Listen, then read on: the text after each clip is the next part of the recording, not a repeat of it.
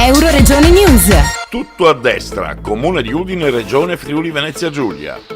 A Udine, per manifestare l'appoggio al sindaco di centrodestra Pietro Fontanini, il capogruppo alla Camera dei Deputati per Fratelli d'Italia Fabio Rampelli. Fontanini per dare una discontinuità a quello che è stata l'amministrazione di Udine in questi anni e sottolineando, diciamo così, i nostri punti forza. Noi riteniamo che ci sia bisogno di presidiare la bellezza di questa città che si sta piano piano rischia di sgretolarsi, di vedere sfiorire un po' quella che è anche la sua nomea in tutta Italia. In particolare basta vedere le condizioni in cui è trattata la stazione ferroviaria, sembra quando si esce dal treno di entrare in una casba, quindi c'è sicuramente un problema di gestione della disperazione, dell'immigrazione, e c'è un problema anche di sicurezza, come dicevo prima. Per noi questi sono argomenti fondamentali, perché soltanto per gli ignoranti la sicurezza è un vezzo cosiddetto piccolo borghese.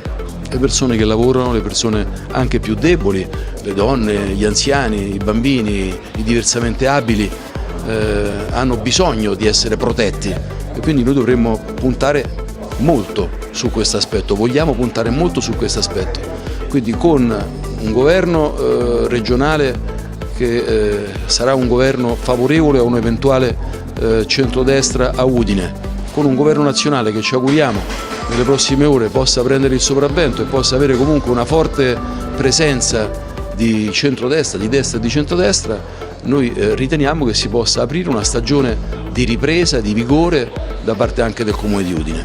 C'è bisogno di ridefinire l'architettura dello Stato e quindi di concedere maggiori dosi di autonomia alle regioni, con magari contestualmente una riforma costituzionale che preveda l'elezione diretta del capo dello Stato, proprio per garantire l'unità nazionale. Quindi da un lato decentramento dei poteri e maggiore autonomia, e dall'altro lato invece forte autorevolezza con l'elezione diretta di chi potrà per esempio ricoprire il ruolo di Presidente della Repubblica o di Presidente del Consiglio.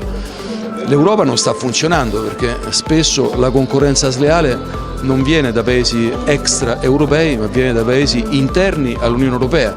Non è l'unica difficoltà questa, perché ecco, per parlare anche di questioni che attengono alla economia, i sistemi fiscali dei paesi europei sono completamente difformi gli uni dagli altri, ed è anche per questo e soprattutto per questo che c'è questa mobilità nella produzione. Spesso cittadini italiani vanno fuori dai confini dell'Italia perché magari si pagano meno tasse e quindi stabiliscono i propri impianti produttivi o le proprie attività commerciali fuori dai confini nazionali.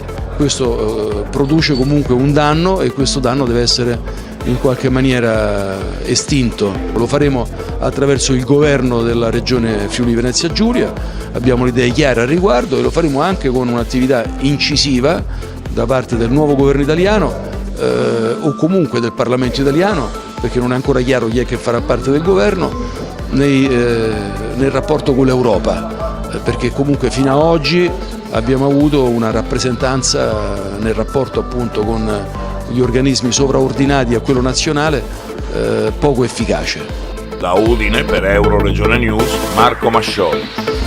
Euroregione News.